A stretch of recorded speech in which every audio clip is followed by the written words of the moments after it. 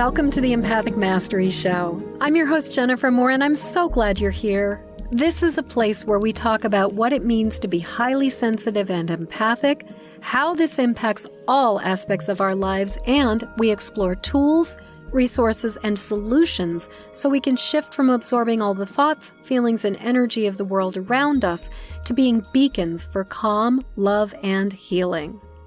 Hey there, everybody. I am back. And this really is a special treat because I have my mentor and just all-around amazing person, and who could not spend hours listening to Joanna talk with her absolutely wonderful accent. My mentor and friend and just amazing colleague, Joanna Hunter, is here with us today to talk about money. Joanna Hunter is an international metaphysical teacher, author, speaker, and channel for the transcendent collective consciousness known as Skylar. And Joanna is on a soul mission. She's here to weave the teachings of Skylar into the fabric of Earth, reviving magic, abundance, and a profound connection to Source. Joanna brings a refreshing, no-nonsense approach, often hailed as the most down-to-earth woo coach you'll ever encounter. Joanna, welcome. I'm so glad you're here. Thank you so much for having me. I am so excited to be back on your show, and we're going to have such a juicy conversation today.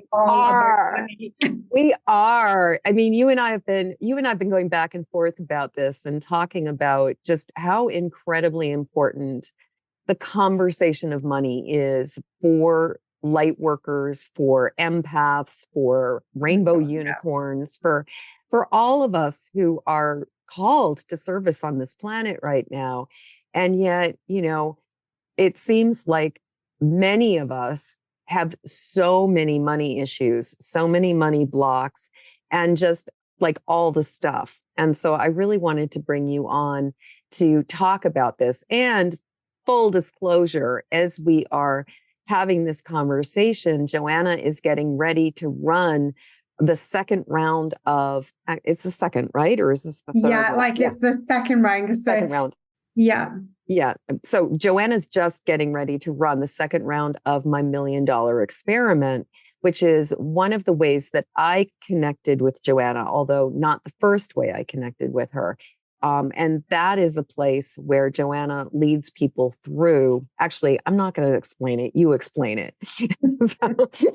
So my $1 million experiment is literally the welcome mat to my crazy world where we believe in infinite possibilities. We believe in a world that can be changed. We believe in a world of no limitation. Yeah. And it is asking a very serious question of, can mindset and intuition training, along with $1 million plan, make you a millionaire in just 1 year? And in 2021, I embarked on this journey for the first time, this nutty experiment, and nothing could have prepared me for what happened. Our experiment went viral. We had over 4,300 participants. And by the end of 2021, 1 in every 287 participants had hit $1 million a year. So to give that number some context, if you're in the UK and you play the UK lotto, you have a 1 in 15 million chance of winning that jackpot. And that's the lottery jackpot. If you were in the $1 million experiment in 2021, you had a 1 in 287 chance of leaving that year a millionaire.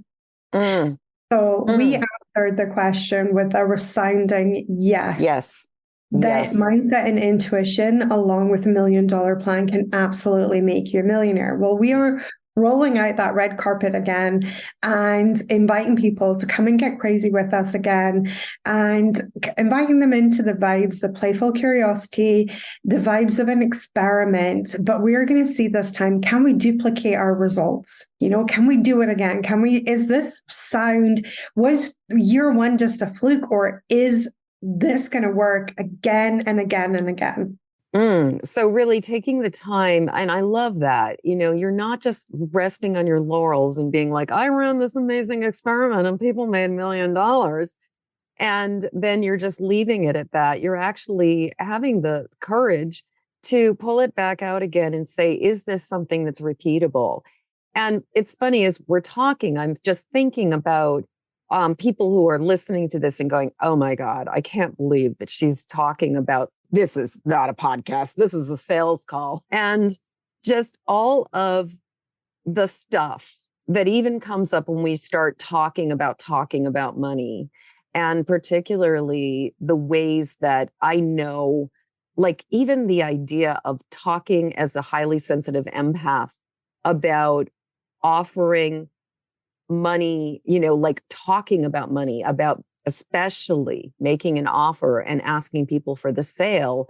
This is something that I've witnessed in myself, that like clutching resistance I've been able to feel with other people, where they're just like, they're like, oh my God, that's so icky. You're talking about money.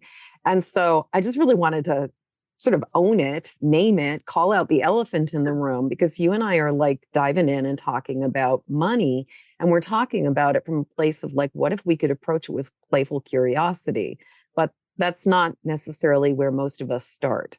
No, not at all. I mean, I grew up in a very different financial world than the one I inhabit now, and I grew up hearing all of the things, like you got to work hard for money. If I asked for money when I was younger, it would be met often with things like, who do you think I am, Rockefeller?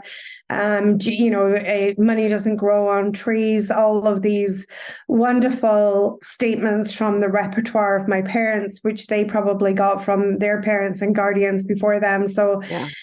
And so forth, and right the way back to the dawn of time. And this is the thing. And also as well, we have the biggest issue with money is that money is not what I call a squeaky clean energy for most human beings. So let's start there, because I think let's that's start a there. really good place to start, right? Yeah.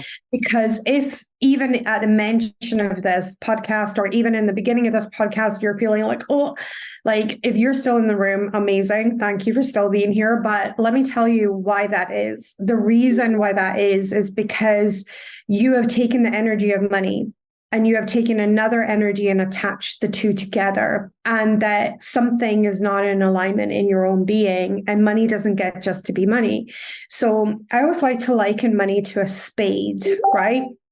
And most of us would never look at a spade and say, well, that is evil, because you heard once upon a time that somebody took that spade and hit a guy over the head and then buried him with it, dug the hole and buried him with it, right? The spade is just a tool. It's neither good nor bad. Money is exactly the same. It is just a tool. It's neither good nor bad. It depends on who is wielding it, whose hands is using that money. But the problem is that we have attached these ideas that money is the root of all evil, or, or we've attached, and, the original quote of the money is the root of all evil is actually love of money is the root of all evil is the original quote.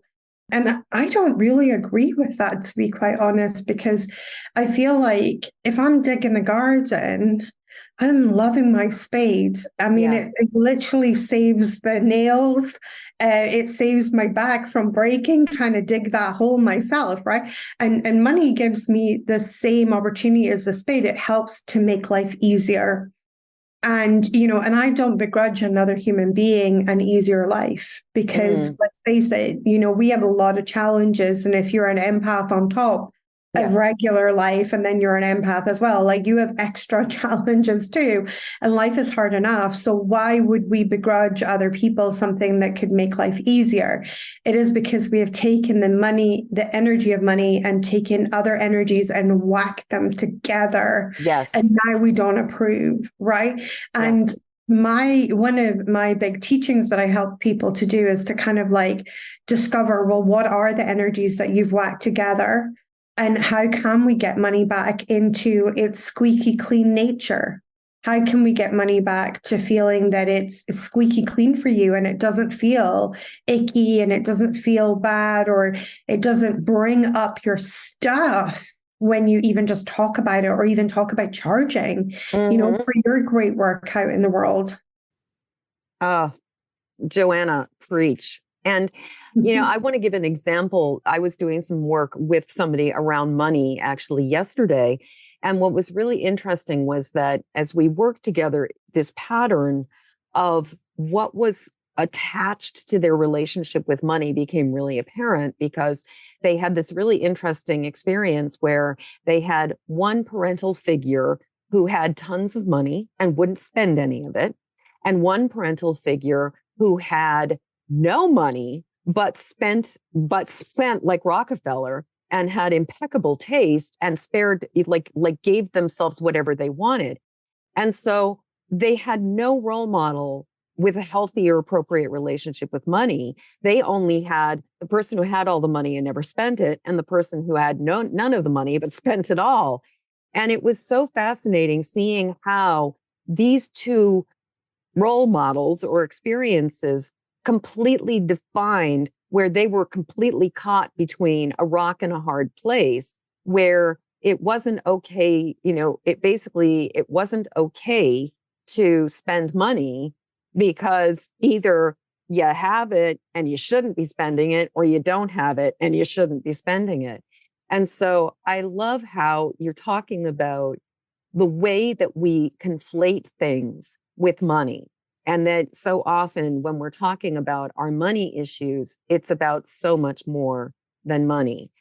And so much more. It's usually never about the money. Never. That's the wild thing. It's usually never about the money. In the energy, in the metaphysics, in the energetics, it's going to be like, it's a weird little story that you picked up when you were 2. It's an idea that you got from someone else. Like, it's very rarely about the money.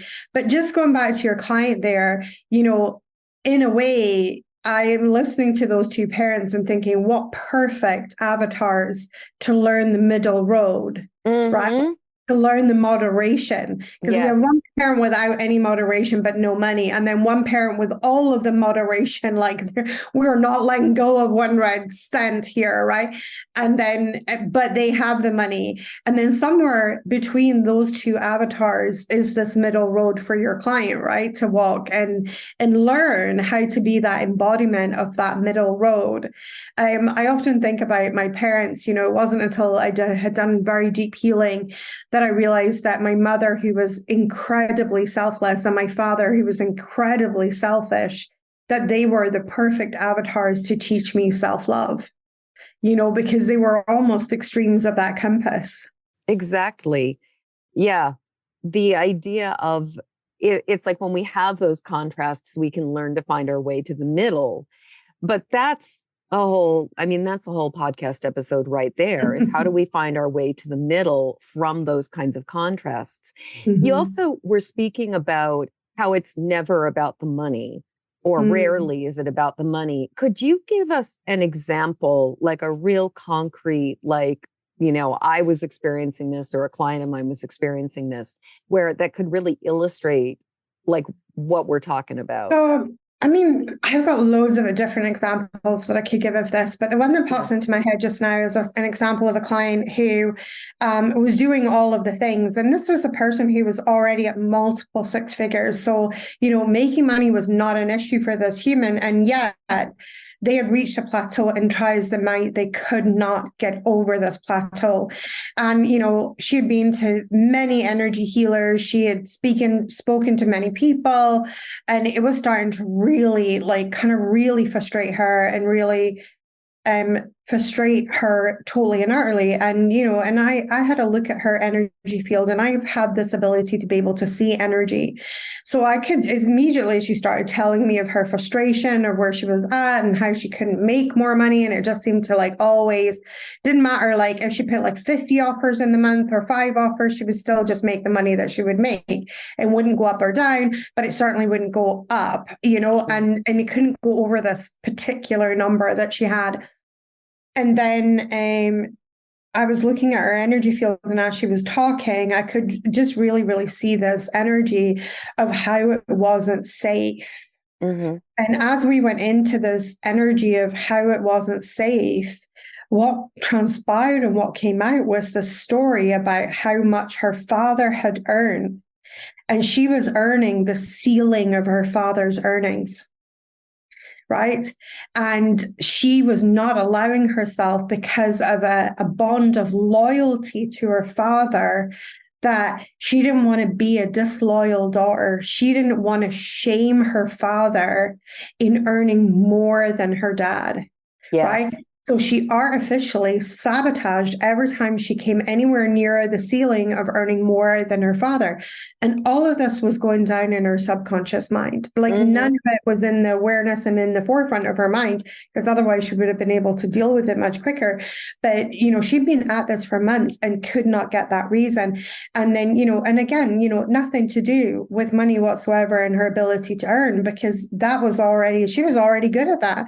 Right. But the problem was that her father had worked really hard all his life. He had reached and made good money. She was making good money, but here she was a lot younger. She was driving the same type of car as him. She was starting to feel really bad about herself, in that somehow she was like trashing the effort that her father had put in his life. Yes. And that made her a bad daughter, and that made her a disloyal daughter. But the truth was that, her father was delighted for her, delighted that she had made the money earlier than he had, delighted that she was showing this increase. And so once we came to this level of consciousness and awareness of like, okay, it's dear old daddy here, she was able to take her dad out, and they went and had a beautiful lunch. And at the lunch, she sat down and said, hey, this is my fear, dad. And her dad literally kind of gave her the blessing of like, no, I'm so proud of you. Like, I'm so happy that you're doing this. Like, this is amazing. And like, if you could earn more than me, that would be amazing. And that was all her energetic system needed. That was all her energy system needed to start exceeding the earnings of her father.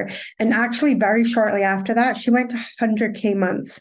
I'm just taking that in. It's like, because I think so many people, when we're talking about money, and especially when we're out in the quote real world, it's all about strategy.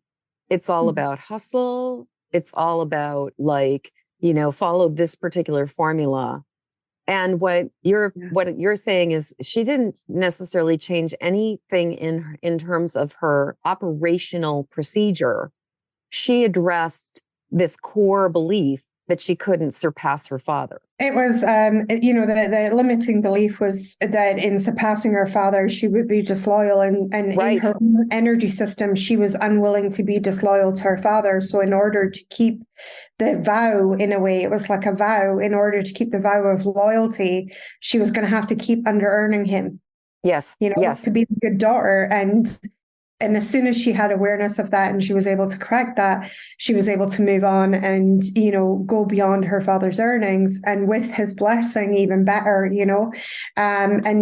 yet we had got her to a place of like, even if the blessing hadn't been given, she would have been good, and to be able to do that because of the awareness and, the healing that we did around it. But she wanted to have that lunch with him and sort of explain where she was at, and he explained where he was at, and how, absolutely over the moon he is for her, and, and how he's so proud that she has not endured the struggle that he endured, Yes. And I think that's so beautiful, is like that. And and it makes perfect logical sense. Our parents normally do want better for us than they had for themselves, right? Like that is very much like part of like that. But at the same time, we do weird things sometimes for loyalty. Safety is another huge energy block when it comes to money. People just don't feel safe. And that was another aspect to that block. She just literally did not feel safe to surpass her father's income in case she would incur his disappointment or wrath or like that. And he wasn't a wrathful man, but still at the same time, it created that story in her head that Yeah. she would somehow hurt him by doing this. Well, and as you're speaking, I've had the experience of people coming up against loyalty to ancestral suffering, like the idea that people struggled who came before us. Therefore, it's disloyal of us to not be struggling too. Have That it somehow easy. it's not fair to have it easy. Like that's a really big one. And this actually leads me to, the empath thing that I think I've heard so many empaths talk about this of like, there are so many starving people in the world. There is so much poverty in the world. There is so much misery in the world. Who am I to have it good?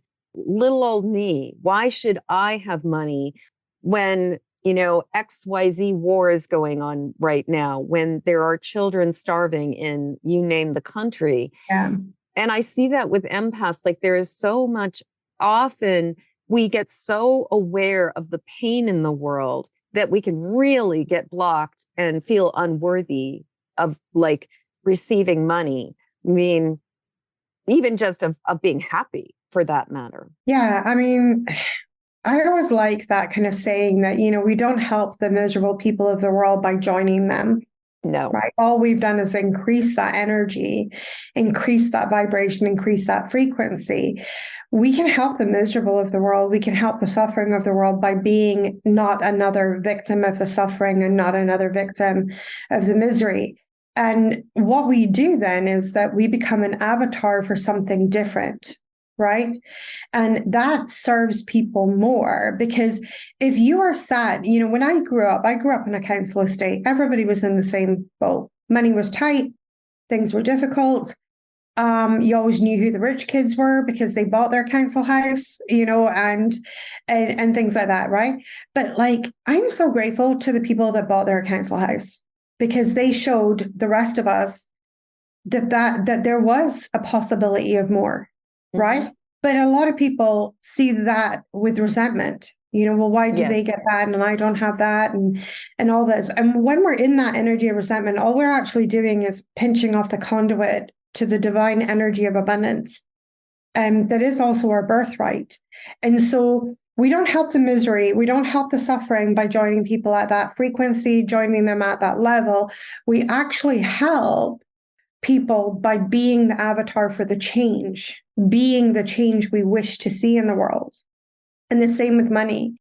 And, one of my big missions is to get money into the hands of spiritual entrepreneurs. I have a sole mission of creating conscious millionaires. And why do I want to create conscious millionaires? Well, there's a lot of gnarly energy in this world. And when you are already a person who wears your heart on your sleeve and that you're already a person who would help humanity for free, the resource of money in a person's like that hands is going to be used for the highest, greatest good of all.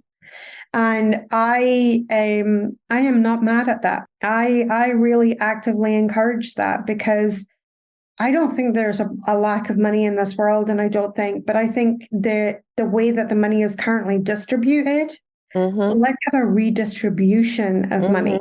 Let's have people who are already got big hearts and already have a calling to help humanity. Let's have those people wealthy because we got a lot of issues in this world. And I think people who already feel called to helping humanity, whether they get paid or not paid, and they would do the work for free. I really feel like if those people had access to the resource of money, I reckon within a decade, we could really transform our planet and the world that we live on and change so many things. And, I really am passionate about empowering fellow female entrepreneurs.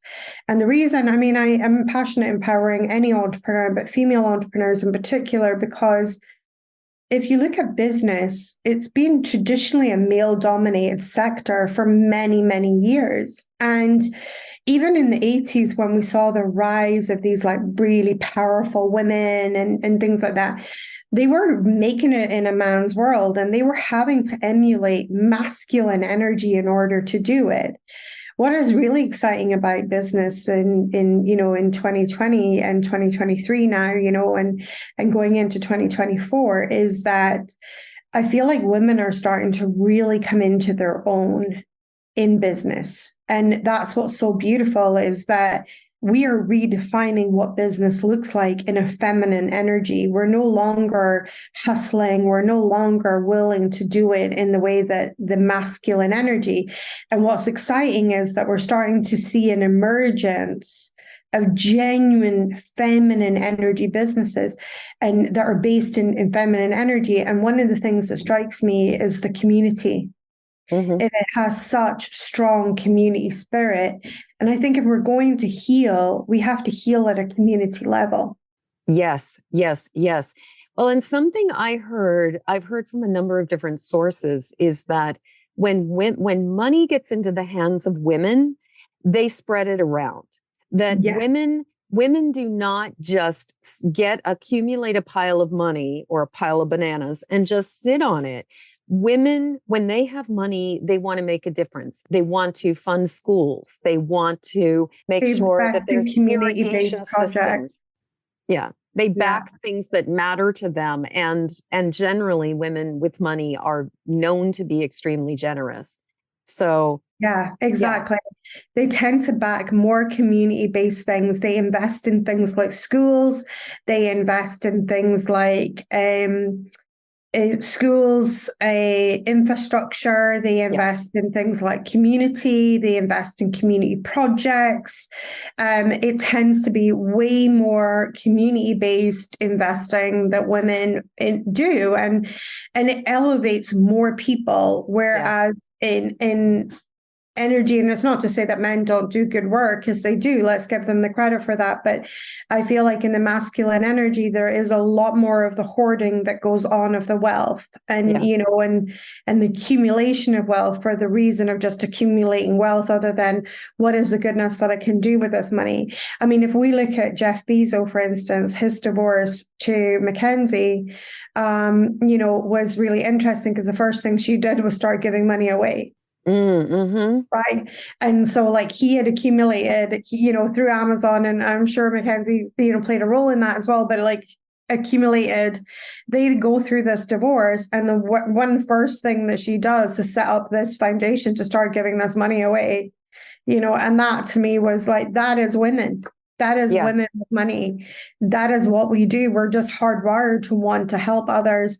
And I think that is the nurturing aspect. And the detriment of this planet is that for a long time, women didn't have the resource of money. I mean, I was just saying to somebody recently that, even in the 90s, 80s, in order to have a bank account in the UK, you had to have a man co-sign it for you so that you could have a bank account. In the 80s. In the 80s, women couldn't have like, credit cards in the United States.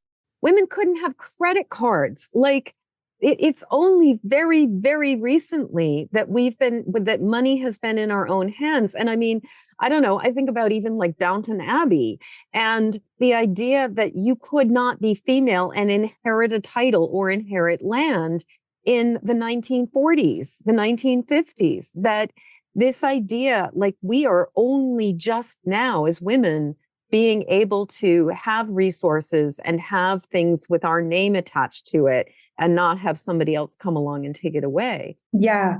And I think in business, we're starting to see the rise of the female CEO, right? Like a real, genuine, not a female CEO that's trying to make it in a man's world, but an actual, genuine female CEO operating from that deeply divine feminine energy and really investing. I mean, when I had the pleasure of the $1 Million Experiment, I met such a woman, and her name was Tamara, and she had this company that, and I'm going to get the name wrong here, but it was like basalt. What that means is an old Celtic word, and the meaning of the word was if it is the goodness of all. Right. And there was an opposite word called basalt, but I probably got those words wrong. Right. So I'm just going to own that. But what I loved about her interview was she talked about that basalt was like when you do something just for yourself and you do something with complete selfish intent.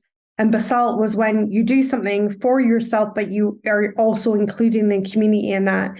And the reason she named her company was because the ethos of her very company is to make sure that it is for the highest, greatest good of all. And this to me, and she talked about her team meetings, that people bring their children to the team meetings, and that this was part of the ethos of her company. And it was such a very different company, and yet it was a multi-million-dollar company, and with such a different feminine ethos. And for me, it was fascinating to see how she run that company. The other thing that she did as well was her marketing was all based on people creating these basalt circles and they would sell the products to their friends and their family in their circle, but then these people could form their own circle, and it was all community based. And this had created a multi-million-dollar company. Well, and I just thinking about even the idea of she's having meetings and kids are welcome there. I think of that a couple of years ago, right at the beginning of the pandemic, there was that video that went viral with the corporate guy doing a Zoom meeting and his toddler comes in on a wheelie, like the door flies open and the toddler comes rolling and in. the nanny, and the mother or the nanny goes, it was the nanny. She's like yanking the child out. And it's like, and it just, the idea of the interruption of the child was just like, he had no idea what to do. And it's just kind of like a mom with a kid who's running a business is just like, I mean, I have one of my mentees has got five daughters and they are just constantly in and out with the work, but it's just like, we can create space for people. I think so as well. And I think, this is it. And, and I feel like female founders, female CEOs, where we have this sacred duty for the next generation to redefine business and to redefine business to be a business that is empathetic to and shows deep empathy to being female as well. Right? And somebody said something once to me, which I will always stay with me. And it's such an interesting thing, is that a masculine cycle is 24 hours and a feminine cycle is 28 days. Mm-hmm. Mm-hmm. And isn't that a big slice of truth right there? And if you think about it, most men are very good at compartmentalizing stuff, right? Yes. And it happens within the 24 hours and then they're good to go the next day. Whereas women, we're like, hang on, I'm really pissed right now. I'm really annoyed. I need to think about it. I need to process the emotions. And it might take a 28-day cycle for that to happen. And I think, then for that female energy to try and run a business off the back of a strategy that is being designed for a masculine energy that runs on a 24-hour turnover, we can begin to see why that might be so stressful for women. And we have such hormonal fluctuations. And that's not to say, are you on your period? Because that is very derogatory. But so what if you are? Because you have different needs throughout the month. Men do not have that. Right. And so why should we do business in the same way that they have done business for centuries and for years, just because they have done business in that way for centuries and for years? I feel like it's our sacred duty as women now, and especially as women entrepreneurs and even as empathic entrepreneurs, that it is our sacred duty to start redefining the field, the game, and to redefine the field that we are playing on, because the field has been biased to one type of energy. And I don't know about you, but I am here to stay. And so I am determined to redefine that field for other women who are coming up through the ranks and deciding that, business is for me, or this is for me. And we are allowed to do business with heart. We are allowed to do business with a rhythm of our own internal cycles. We are allowed to do business with empathy. Yeah. It doesn't have to be, like how many times were we told, well, it's just It's business, just business. It's meaning like nothing personal. It's it's nothing nothing personal. personal, it's just Yeah. business. Well, you know what? Guess what? As women, we can make it personal. Yeah. We can be like, yeah, this is personal because this is my whole heart and soul that I'm pouring into this. So you bet you that this is personal for me. Yeah. Well, and for women, business and whether you would identify as a business owner or an entrepreneur or not, money is personal. And it's all about relationships. Like so often, the most successful businesses, in my experience, that I see are the women who understand relationship, that it's about relationship. It's about building relationship. It's about making connections, is personal. It's interpersonal. I would say it's not personal, it's interpersonal, maybe is a way to talk about it. Mm. Yeah. I mean, it's all about relationships, and Yeah. especially, like even like everything is a relationship. Your relationship to the environment that you live in, your relationship to your people around you, your relationship to your home, your relationship to your money. It is all a relationship. And it's funny that you brought up the relationship thing, because when I was doing my deep money work, and just to give people who are listening to this a bit of context, that I had built some very successful businesses between the ages of 23 and 26. I worked in them for nearly a decade, and then I hit a huge burnout. So I was used to having a lot of money when I was building the businesses, but I was building it from very masculine energy. So I was like just running full pelt on the treadmill of life. And of course, you can, if you run full pelt on the treadmill, it's not sustainable forever. And that's exactly what happened to me. So I had a huge burnout. My burnout came with a huge shock, because it was like suddenly I just couldn't run full pelt anymore. And I had nearly died, and I had a host of health problems and things. And I ended up living on welfare, so no money. And when I came to a level of consciousness where I decided I need to do something about this now, I want to change the situation for me and my family. I cannot live like this any longer. It's too hard. It's too difficult. As I began healing my relationship with money, I began to look at a thing, and I want to share this with your people. If money was a person, would you want, and you were money, would you want to live with yourself? And I realized it was hell's no. I never spoke about money with dignity or respect. Mm. I was always mad at money. Either it was too little or not enough, or I was mad. So I was mad when it did show up, because, oh, you're not enough. And then when it didn't show up, I would be mad at it for not showing up. You're never there for me. So if you start looking at that as a relationship, Mm-hmm. we were fit for the Jerry Springer show, we need Dr. Phil up in here, because it was bad. It was that couple that screech at each other in a Walmart car park, and that was I literally had like a spousal abusive relationship with money. Like I was so mad and so angry at it, and disappointed. And I had so many emotions tied into that money. And when I asked that question, if I was the energy of money, would I want to live with myself? And just hearing the way that I spoke or thought and felt about money, no, I would not. And that was a moment I stopped blaming money in my life for not showing up for me, because I realized I wouldn't have showed up for me. And I thought, okay, well, I can change that relationship. So what if I start speaking about money with dignity and respect? What if I started becoming an attractive option for money to live with me in my life? What if I started really having a good relationship with money, right? And that it was a relationship where we like kind of sexed each other up, and we took each other on dates, and it was like one of those relationships that you become like obsessed with each other, but it's this beautiful elevating energy, and then you just always feel good. And that is what I started to do. So I thought, well, okay, well, I'm not, money and me, we're not really good friends. So I was like, well, okay, well, money, I suppose you could take me on a date, you know?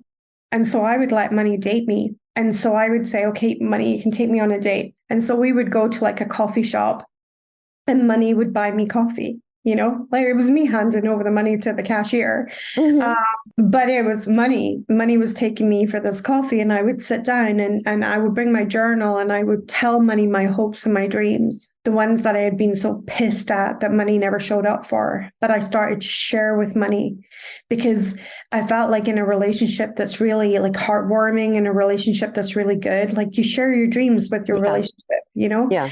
And so I started telling money my hopes and my dreams, and you know, money would buy my coffee and it would sit there and listen to me patiently as I journaled, you know, and I really appreciate money for its patience and listening to me ramble on about all the things that I wanted to do and see in this world, and what I wanted to open up and what I wanted to achieve and how I wanted to impact this world and change this world and give goodness to this world, you know. And I discovered that money was this beautiful, patient listener, and then I thought, well, okay, well, I suppose I can give you like a somewhere a little bit nicer to live. Right. So I took out that ratty tatty wallet that I had, and I went in and I took some money and invested in a nice new home for my money, you know. I said, there you go, money, you know, like now let's make it nice for you. Like I want it to be nice for you as well. You've been so patient. You've listened to me. You took me for coffee. I want to do something nice for you. And we created this like beautiful reciprocal relationship that just kept elevating. And then in 2021, in the first year of the experiment, I was one of the people that hit $1 million that year. I went from welfare to $1 million year in 6 years. Mm. And you guys, if you want to hear Joanna's earlier story, you can go back to the season 2 and hear a 2-part story about Joanna's multiple organ failure and her rise from the ashes. Really remarkable story, which is one of the reasons why we're not going into all of it here, because you can catch it in another place. But like 6 years to go from sleep, you know, like living in your mom's spare bedroom to like And we were running. homeless Yeah. for a month.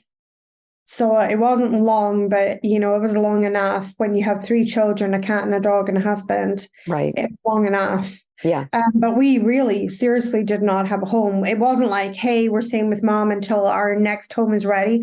Like we had nowhere to go. There was no home for us, and it was a low point, you know. Yeah. And yes, I could have allowed that low point to take me down, but instead I was like, this is the moment it changes.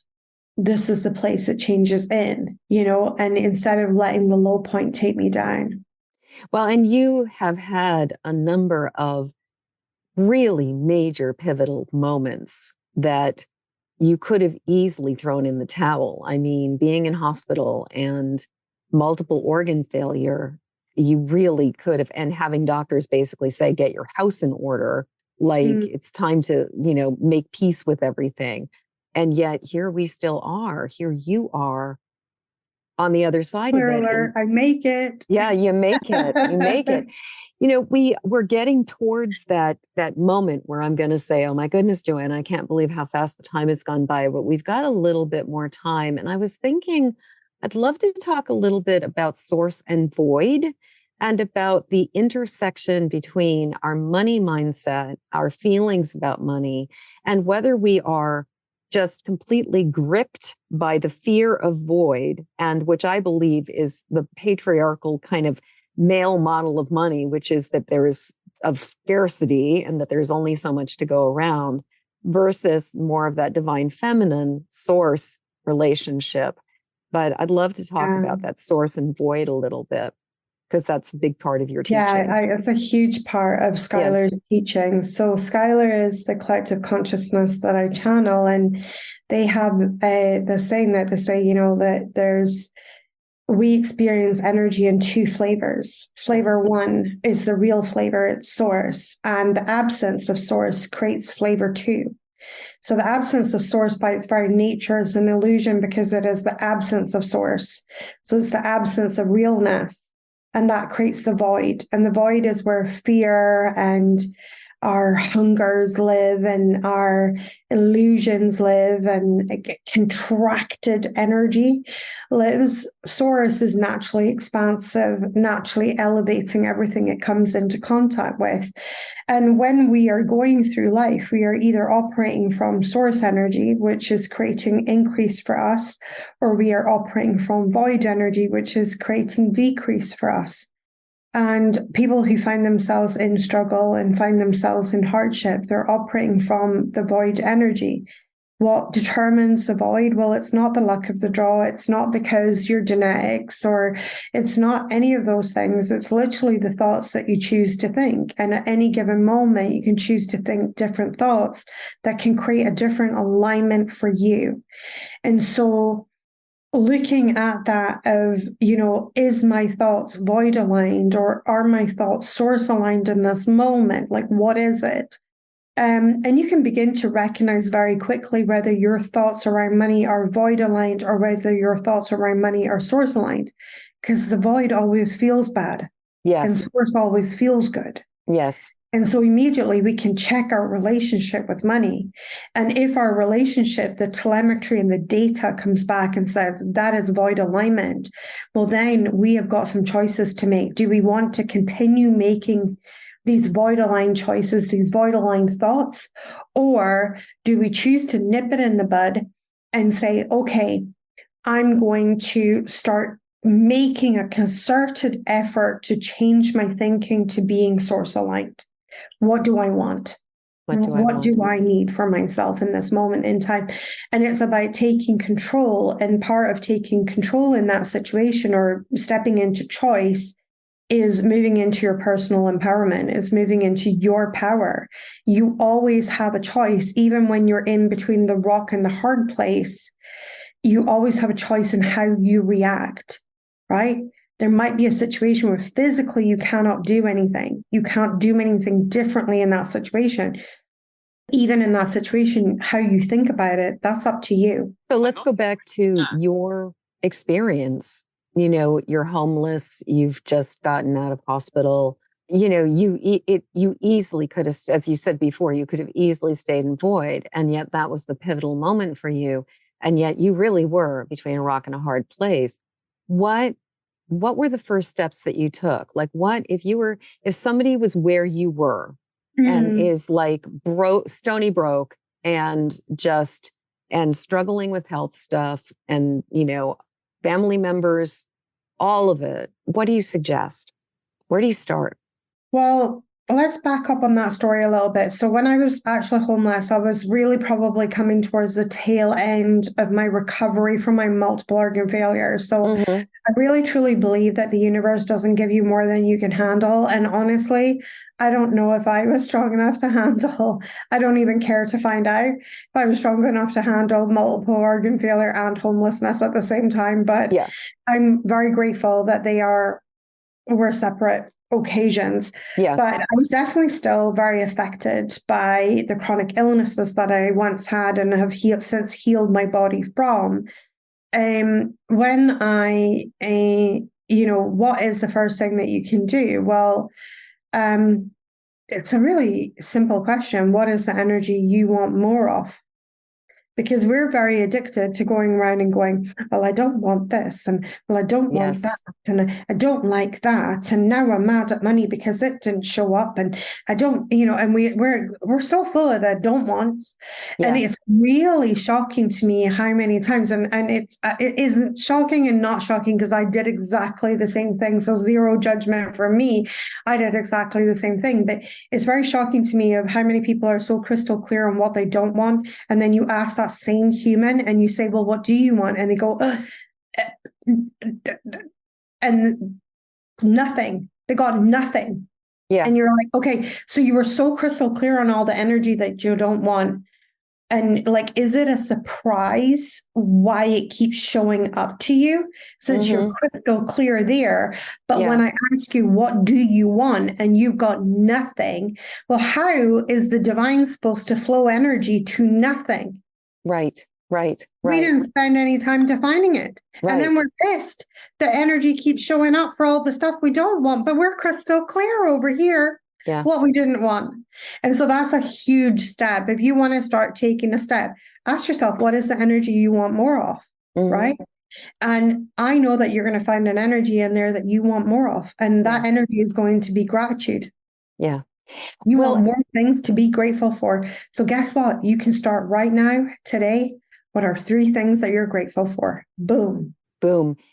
The other thing that I hear in what you're saying, and I think this is a really important distinction, is we're not talking about the Lamborghini and the 3-bedroom with, 2 baths, or the 6-bedroom with 5 baths, and the, 5-star vacation and the private jet. I mean, all of these things for certain people, it's like, hey, it rocks your world.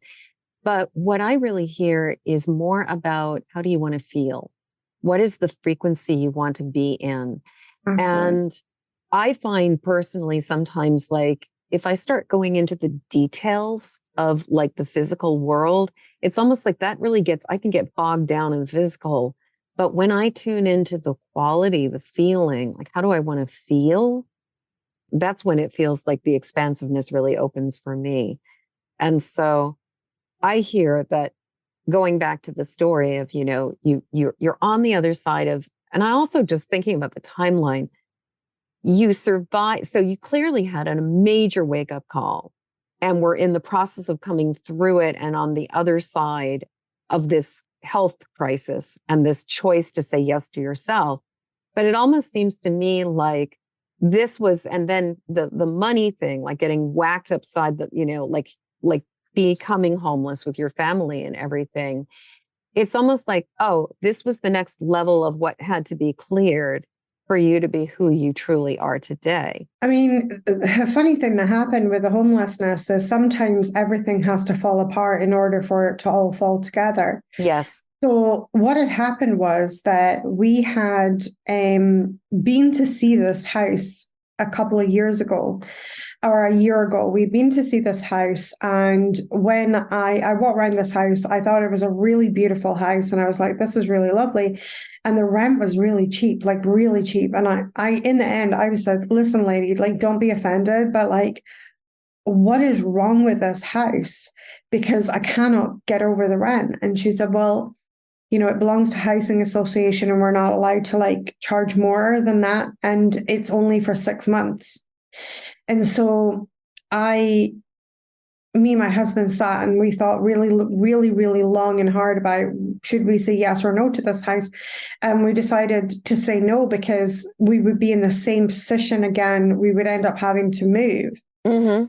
So 2 weeks before we needed to be out, because the house that we had been in had been sold by the landlady to someone else, and they had bought this house. So we needed to be out. So we were like, oh my goodness, so what we're going to do and things. And we just turned this house down because it basically would have meant that we would have been in the same position 6 months later. Right. So we, at the 11th hour, practically like 2 weeks before we were meant to be out, we get this other house.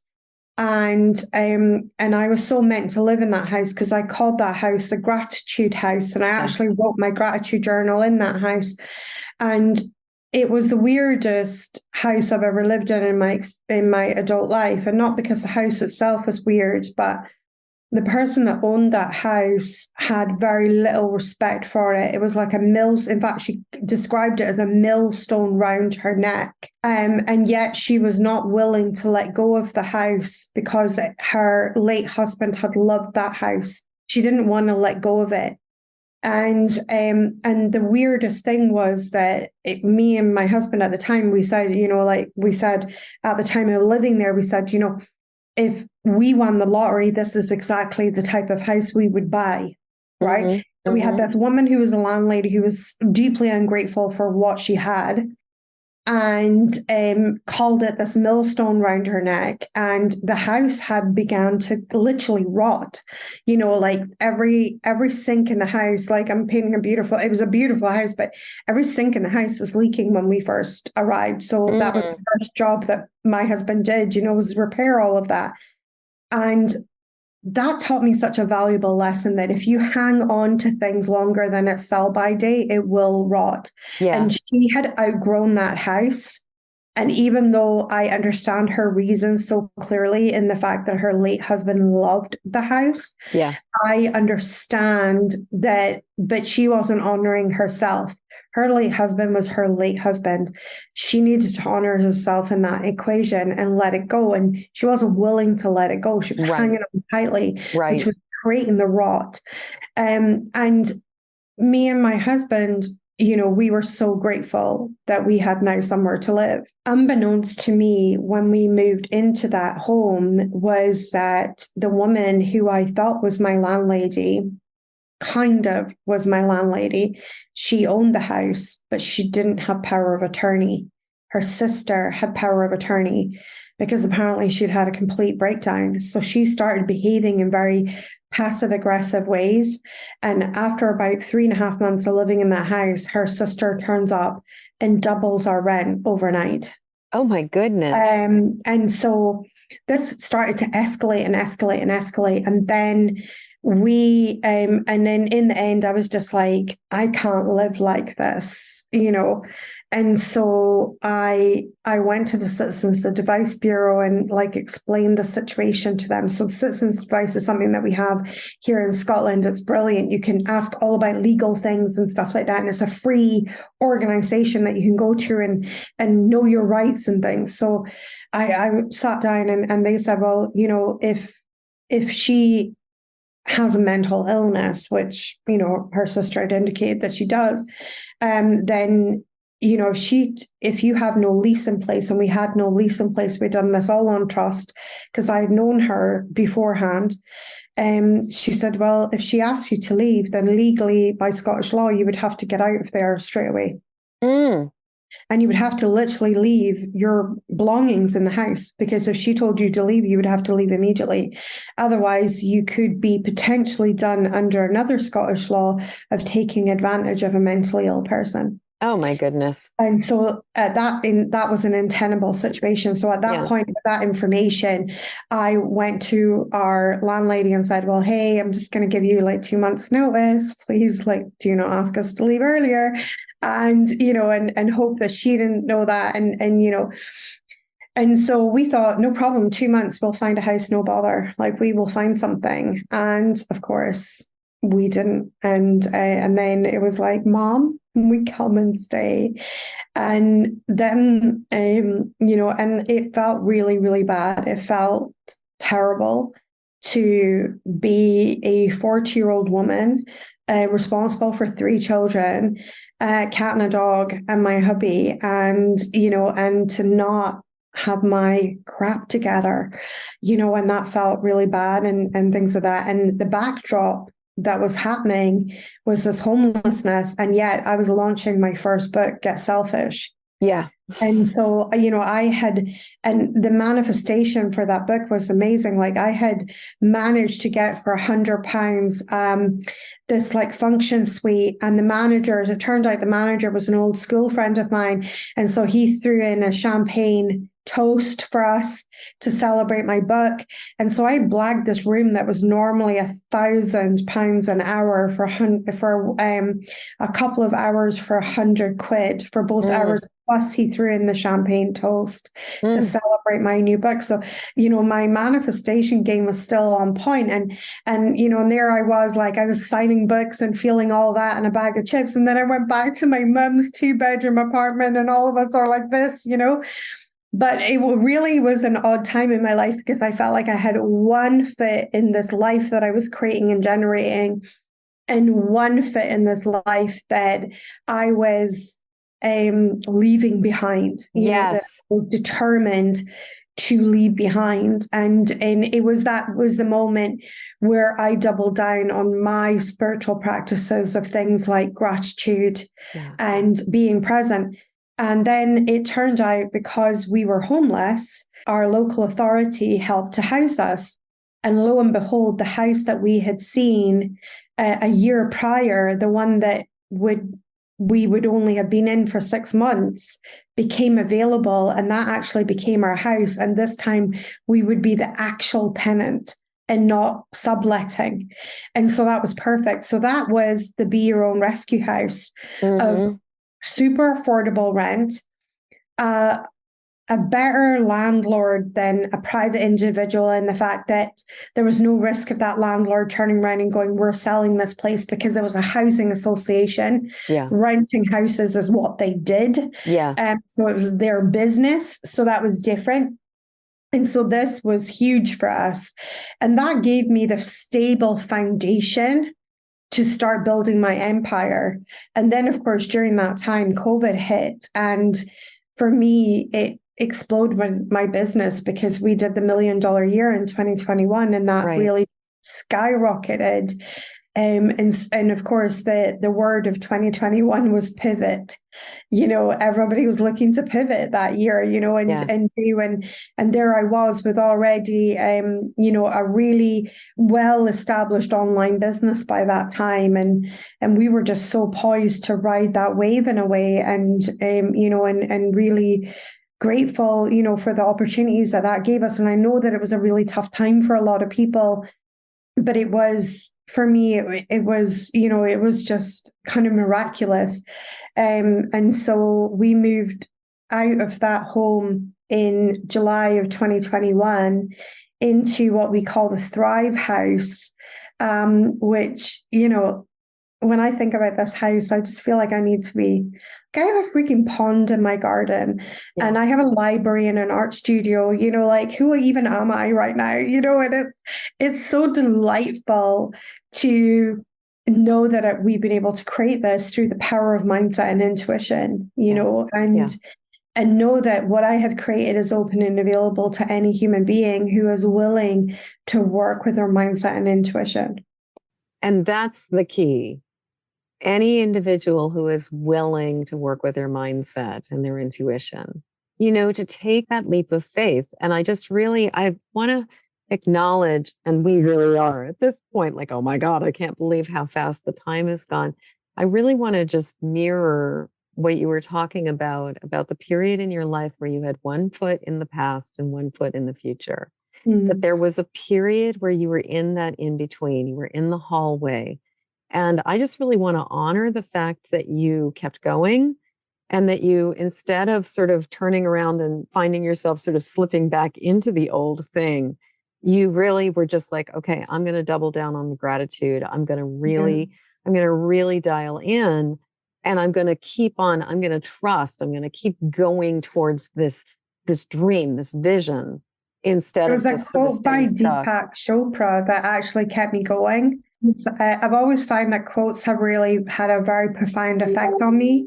And Deepak Chopra once said, do you want to be a pioneer of the future or a prisoner of the past? And that and like, even though when I was looking around me and I knew that this is just a temporary reality, but do I want to be a pioneer of the future or a prisoner of the past?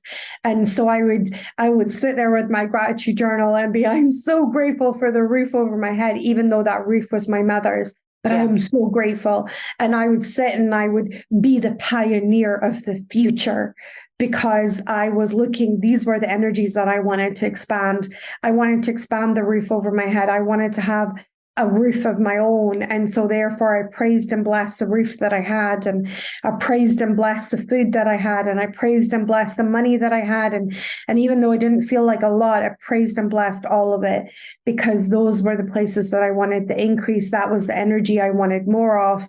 And I was determined to be the pioneer of my future and not the prisoner of my past and my current reality. So Joanna, we have come to that point where we are absolutely at the top of the hour. And ordinarily I will do the time travel exercise of going back in time. And we've done this before, but I'm just thinking, why not? Let's do this again. But before we do that, I always love to ask, what else? Is there anything else that feels really important to share? And then we will have a chance to share at the very end how people can get in touch with you. However, your relationship with money looks, know that it is not who you are, right?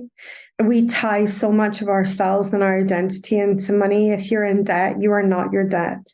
If you are, you are not your money, you are not these things. These are outside things of who you are. They are not a reflection of your worth in this world. You are worthy whether you were broken, you are worthy whether you have millions in the bank, and anything in between. You are worthy. And I think that's one of the biggest things, because so many of us tie our self-worth into the idea of money. Yes. And then we feel really terrible and we feel really bad about ourselves when the money is not there. Right. And right. you know what? It means nothing. When you have no money, it just simply means you have no money. It does not mean you are a bad human. Yes. Yes. Well, and this is a whole tangent that we could go down, just talking about, not having our mood and our energy defined by what are the number in our bank account, which is Absolutely. revelatory. Yeah. So now let's do that thing where we just find a place in time. We go back and we talk to younger Joanna. As I've said before, I really believe that podcasts exist outside of time. And so we can kind of time travel both into the future, where somebody's listening to this in like 2035. And we can also go back in time and send a message, or really deliver a message back. So who are we going back to and what are we telling her? Oh, I think I want to go back to my 15-year-old self. I had a very, very verbally abusive father growing up. And with the additional layer of spiritual gifts. And so I was full of quite a lot of sass back then and quite a lot of vinegar. I was quite mad at the world. And I think what I would go back and say to 15-year-old Joanna is that, forgiveness will elevate you into heights that you never knew existed. Forgiveness will elevate you into heights you never knew existed. That we are often, other people's behavior is not a reflection of us, but a reflection of where they're at. And that was very much with my father. In hindsight, looking back now and through all of the teachings and learnings and Skylar and everything, I can see how wounded he really was. And he was really doing, and this is not excusing bad behavior, but he was really just doing the best that he could. And he was hanging on by his fingernails a lot at the time. And of course, possibly the last thing he needed was a sassy 15-year-old that didn't like being told what to do. And I have compassion for her too. And I have compassion for my father now. And I can see it all in such beautiful hindsight, and realizing that that anger that I held at that age was, did me no favors. It's exactly what Buddha says about holding anger, is holding a hot coal and wondering why the other person is not burning. Right. And that age, I think I was very much burning. Through my own anger and through my own place that I was in. And yet in hindsight, I can look back and know that that was a necessary step in my journey and in my evolution, and to my ability to hold space and compassion for other people. It's all being born out of that void energy as well, because the void is not necessarily bad, just doesn't feel good, but it is a tremendous place of growth. Yes, it's a powerful, powerful teacher. I'm just really hearing that she, just Joanna needs to hear, this is about him. It's not about you. You're okay. You're going to get through this. You are destined for things so much greater than you can even imagine right now. I'll take it. Yeah. Okay. Final question. How do we get in touch with you? And guys, there will be stuff in the show notes, including a link to my $1 million experiment. That's actually my affiliate link. Full disclosure again, but how can people find you? Where can we? You can find me at Joanna Hunter COM on all social media platforms or joannahunter.com. So pretty much same address everywhere. And and go and check out the link on Jennifer's show notes there and her affiliate link. And that's the really, really cool thing with the $1 Million Experiment. We also offer a 50% affiliate fee. So not only is it $25 for a whole year, but you can also earn a 50% affiliate fee. And this is something that's so special to me because I wanted to make this as accessible to many humans as possible. I am on a mission to change the consciousness of the world. And I know that so many people, the number one cause of divorce, the number one cause of stress, and stress is the number one cause of heart failure and things like that, right? So it's money. It's money. Money is the thing that couples will argue about. Money is the thing that will ratchet your stress up. But we know that stress is the number one cause of heart disease, right? Like not heart disease, but like heart failure and heart attacks and things. And so what I want to do is to be on this mission and create abundance, create a ripple effect of abundance. And what if, who could you be if you just didn't have to worry about your day-to-day bills? What more bandwidth would open up in your mind? What bandwidth would you have? Would you have more time? Would you have more energy for causes that you love, things that are important to you? Because now we're not in survival mode. So I'm on an absolute mission, and I would love to just get this experiment out into as many hands as possible, because I really, really, truly believe that together we can thrive, together we can change the conversation, not only around money, but the conversation in the world, and have a more fair, just conversation. And here's to money being in the hands of people who want to share it. Absolutely. Joanna, thank you so much for this conversation. I could talk with you about this topic for hours and hours and hours. I feel like we just scratched the surface. There's so many pieces to this. And this was so rich. Thank you so much for sharing your truth and just really just showing up with your, as you. Thank you so much for having me. And it's been an absolute pleasure. And as you know, we could literally talk the hind legs off a donkey because this is such a juicy topic and there are so many layers to it. And, it is one of these things but it's, whether we love it or hate it or wherever we fall on the scale of money, we've chosen a time in space to incarnate in a time where we use money. Yes. The money is part of our society, whether we like it or not. And that's got to mean something. Right. That's got to mean something, that your soul chose this moment in time and space to incarnate in a place where we use a monetary currency. Mm-hmm. And I believe that money can be one of the greatest spiritual teachers on our planet. Yes. As we come to the end of this episode, I'd love to hear what you're taking from this show. Please jump over to empathicmasteryshow.com to leave your comments. In the show notes, you'll find a link to grab your copy of my Empathic Safety Guide, 3 Basics for Finding Calm in the Eye of the Storm. And while you're there, please subscribe and follow this show. And thank you for your help sharing this show with the people who need it.